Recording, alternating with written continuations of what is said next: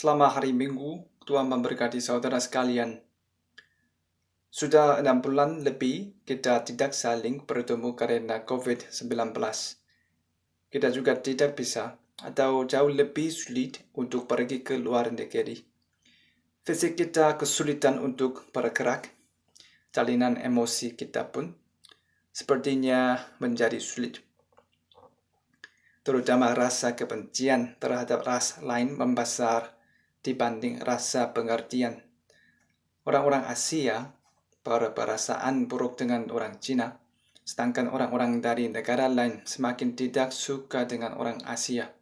Sebelumnya hal-hal baik dari sebuah negara telah mengglobal, namun sekarang kebencian menjadi mengglobal. Di situasi seperti ini, hubungan sesama suku pun tidak baik. Terutama di Korea Selatan pada saat Chuseok berkumpul bersama keluarga akan terjadi berbagai masalah dan kecelakaan. Minggu kemarin ada kasus pembunuhan di dalam rumah tangga. Selasa minggu kemarin juga ada masalah besar dalam hubungan antara karyawan di kantor tempat saya bekerja. Seorang karyawan menuliskan semua kekurangan direktur kami kemudian mengirimkannya ke semua karyawan. Karyawan tersebut mendapatkan stres yang besar dari direktur kami. Sepertinya dia merasa kecewa dan marah atas sikap direktur yang kontradiktif dan caranya memperlakukan karyawannya. Oleh sebab itu, dia memberitahukan seluruh kesalahan atasan kami dan kalau bisa dia ingin menuntut direktur kami. Hari Minggu kemarin, secara pribadi saya juga merasa terluka karena orang terdekat. Saya begitu marah, sehingga kebaikannya pun semuanya terlihat buruk. Hubungan saya dengan orang lain pun menjadi buruk karena hal ini. Untungnya masalah ini dapat diselesaikan dengan baik. Namun tampak dari masalah ini masih tersisa. Di saat seperti itu, tidak sengaja saya membaca firman-Nya yang luar biasa. Saya memiliki daftar doa. Setelah berdoa sambil melihat daftar itu, lalu di bagian akhir ada doa bagi semua orang.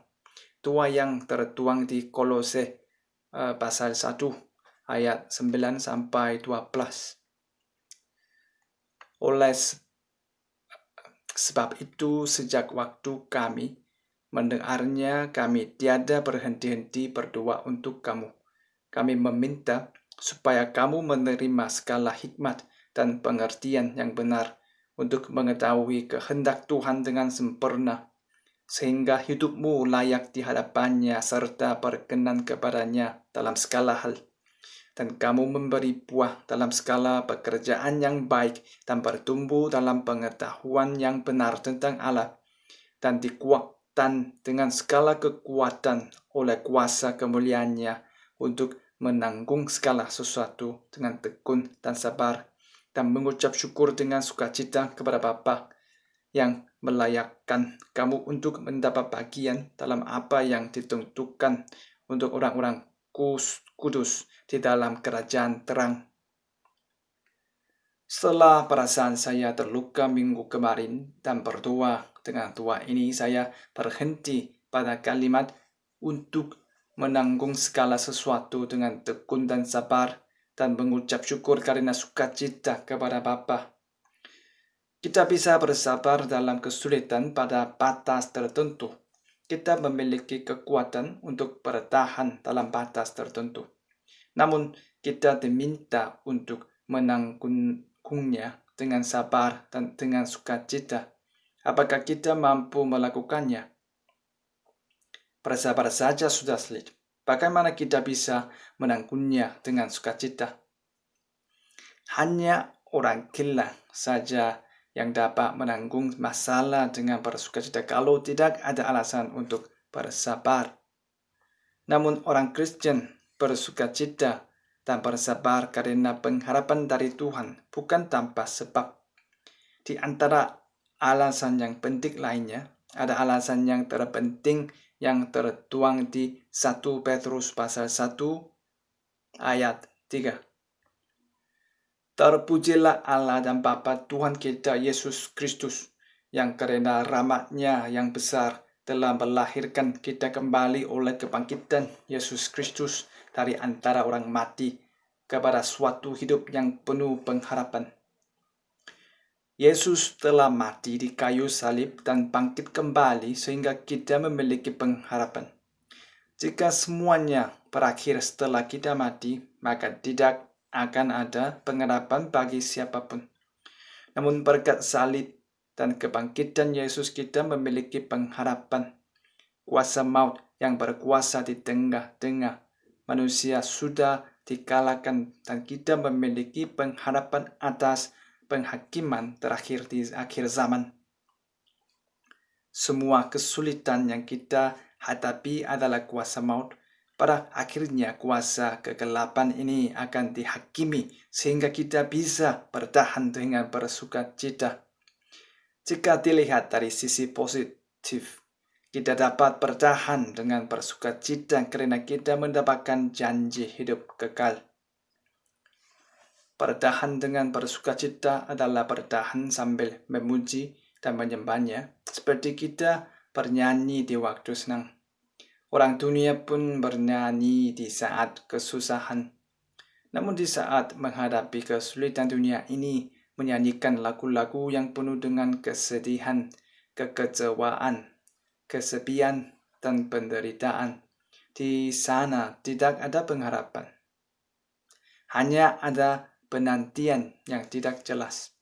Namun ada alasan yang jelas untuk bernyanyi bagi orang-orang yang percaya kepada Allah. Alasan itu tertulis di bacaan kita hari ini, Mazmur 146 ayat 6 sampai 10. Dia yang menjadikan langit dan bumi, laut dan segala isinya, yang tetap setia untuk selama-lamanya, yang menegakkan keadilan untuk orang-orang yang diperas, yang memberi roti kepada orang-orang yang lapar. Tuhan membebaskan orang-orang yang terkurung. Tuhan membuka mata orang-orang buta. Tuhan menegakkan orang yang tertunduk. Tuhan mengasihi orang-orang benar. Tuhan mengajak orang-orang asing, anak yatim dan janda ditegakkannya kembali. Tetapi jalan orang fasik dibengkokkannya. Tuhan itu Raja untuk selama-lamanya, Allahmu, ya Sion, turun-temurun. Haleluya.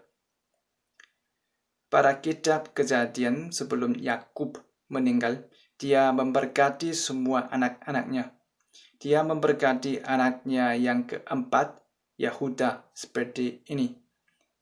Yehuda, engkau akan dipuji oleh saudara-saudaramu. Arti nama Yehuda adalah pujian penyembahan. Namun hidup Yehuda jauh dari pujian dan penyembahan. Namun Yesus yang lahir dari garis keturunan Yehuda menyembah Allah dengan sempurna. Melalui perkataannya, hidupnya, dan segala hal dari dirinya, Yesus memberikan pujian yang layak diterima Allah. Lalu Yesus juga membuat orang-orang yang percaya kepadanya bisa menyanyikan pujian, penyembahan seperti yang dilakukannya. Terkadang kita dihadapi masalah yang sulit membuat kita untuk bersabar. Apalagi di zaman sekarang di saat semuanya terputus akibat COVID-19. Namun ingatlah hal ini. Orang-orang yang percaya dengan Yesus memiliki kekuatan untuk bersabar dengan bersukacita. Biasanya raut wajah kita akan memburuk karena kita lemah. Namun ingatlah hal ini bersama-sama. Orang-orang yang berada di dalam Yesus Kristus memiliki alasan dan kekuatan untuk bertahan dengan sukacita.